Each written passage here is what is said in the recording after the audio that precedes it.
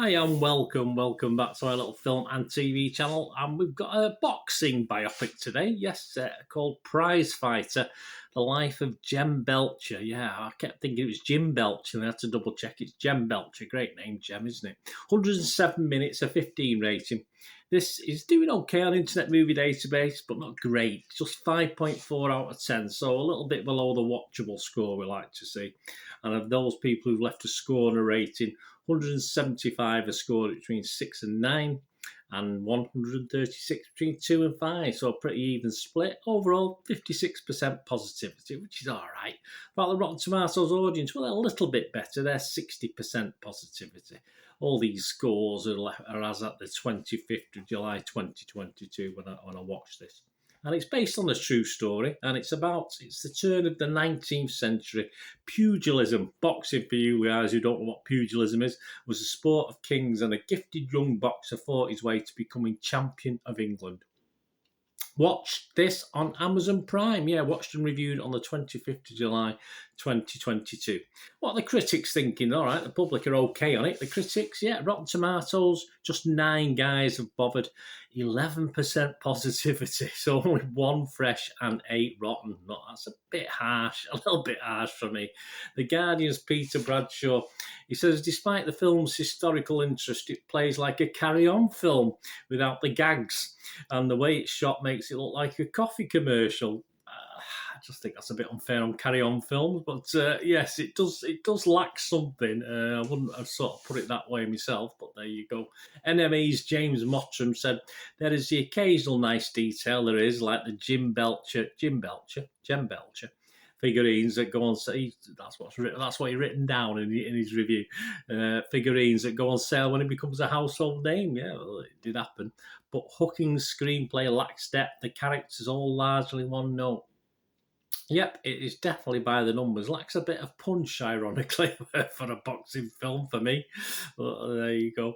Kevin Mayer of The Times here in the UK, he said the lighting from cinematographer Ben Graham Ziriab is sometimes quite lovely, yeah, but the narrative is painfully ploddy. A rollicking Georgian Rocky, it ain't. Yes, it's not, despite potential with the cast it's got. Yeah, so interesting cast in this one. Robbie Collin of the Daily Telegraph here in the UK said, boxing enthusiasts might well take satisfaction from seeing Belcher's story told with obvious energy and diligence by Mr. Crowe. Yes, Russell Crowe's in this, and Ray Winston. Ray Winston's in this, yeah, so we talk about the cast. They are good value, he said, but by most other measures, it's a swing and a miss. Yeah, a miss. Yeah, interesting baseball analogy for a British boxing themed drama, but yeah, it's probably quite correct. And looking at this, I just had a quick look at this before. This came through the letterbox as I was doing this review, so I thought, and it just happened to appear into. It's not a long review on Prizefighter, but obviously Jamie Graham, the Total Film. I've said FHM there, Total Film, is not FHM. What am I talking about? He says, in 1800, this is his quick excerpt from his little review. In 1800, he gave it 2 stars out of 5. Age 19, bare knuckle boxer Jem Belcher, see, even I'm doing it, became the champion of all England. His fame brought riches and women, and then his downfall. Belcher lost an eye in 1803 and his title in 1805.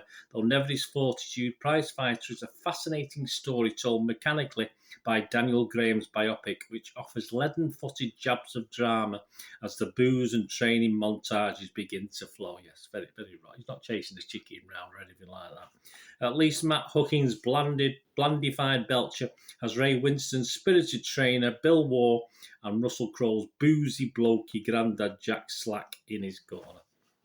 So there you go, short and brief, 2 stars.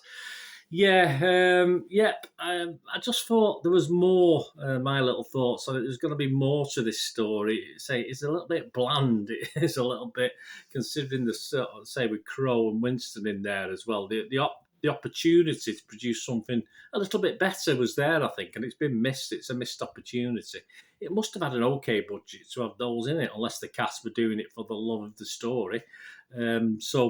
Because I wouldn't have thought it was a big budget film, but perhaps all the budget went on Mr. Crowe and Winston. I have no idea. It just needed a bit more oomph, as I said, a bit more punch in the storytelling, and it's just just ends up as a sort of by the numbers okay thing to have on in the background while you're doing something else, because it's not that great a story. This poor guy he died at the age of 30. This poor guy. And I think he had a far more interesting life than this sort of depicts in this. Even if you threw a bit of dramatic licensing just for the sake of it, it's a shame. It could have been so much better, as I say. Film wise, cinematography wise, I say it sort of caught the time quite well. There's nothing wrong with that, but it just never quite worked, unfortunately. So I will give it a score. I'm going to give it just a 5 out of 10, just a bang average. Say it wasn't a total disaster, but it was certainly worth a mark. It's such a shame that a good story like this perhaps could have been done a little bit better. And if you get a chance to watch it, let me know what you think. I think it's really great to hear from you, or anything to do with film and TV, just let me know. Thanks for watching, guys. Please, until we meet again, stay safe. Bye for now.